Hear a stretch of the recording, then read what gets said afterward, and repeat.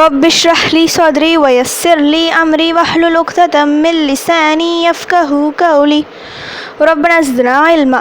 அஸ்ஸலாமு அலைக்கும் வரஹ்மத்துல்லாஹி வபரகாத்துஹு.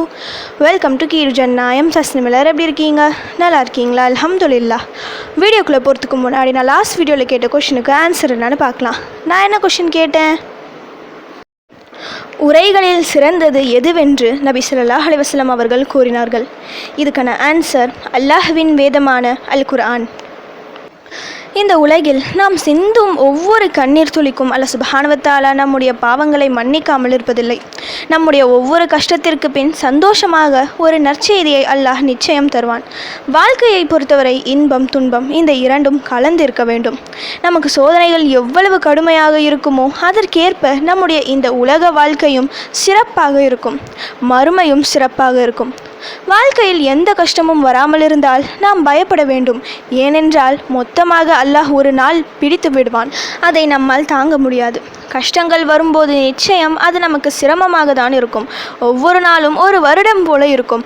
ஆனால் அதை தாங்கிக் கொண்டால், பொறுமையுடன் அல்லாஹ்வின் உதவி நாடினால் நீண்ட காலம் அந்த சோதனை நீடிக்காது. அந்த கஷ்டத்தை நீக்கி சிறந்ததை அல்லாஹ் நமக்கு வழங்குவான். சிரமமான நேரங்களில் ஓதக்கூடிய துவாக்கள் நிறைய இருக்கு. அதை எடுத்து ஓதி துவா செய்தால் நிச்சயம் தீர்வு கிடைக்கும். இன்னைக்கு நான் ஒரு துவாவை சொல்கிறேன். லைஃப்பில் எப்போ எல்லாம் நீங்கள் ரொம்ப கஷ்டப்படுறீங்களோ இந்த ஒரு துவாவை மட்டும் ஓதுங்க. அந்த கஷ்டத்தை அல்லாஹ் உங்களை விட்டு நீக்காமல் விடமாட்டான். அந்த துவா என்னன்னு இப்போ பார்க்கலாம். லா இலாஹ இல்லா அன்த சுபஹானக இன்னி குந்து மினத்-ظالمين. லா இலாஹ இல்லா அன்த சுபஹானக இன்னி குந்து மினத்-ظالمين.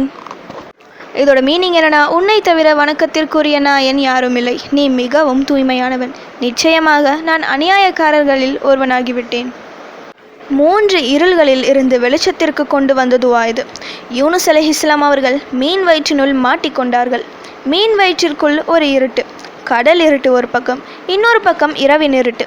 இப்படி 3 இருள்களில் அவர்கள் மாட்டி மிகவும் சோதிக்கப்பட்டார்கள். அந்த சூழ்நிலையில் அவர்கள் ஓதிய துவா இது. பவர்ஃபுல்லான துவா இது. இந்த துவாவிற்கு ஏராளமான சிறப்புகள் இருக்குது. உங்களால் தாங்க முடியாத சில நேரங்கள் வரும். அந்த நேரங்களில் இந்த துவாவை அதிகம் ஓதி அல்லாஹ்விடம் உதவி தேடி பாருங்க. நிச்சயம் அல்லாஹ்வின் உதவி கிடைக்கும்.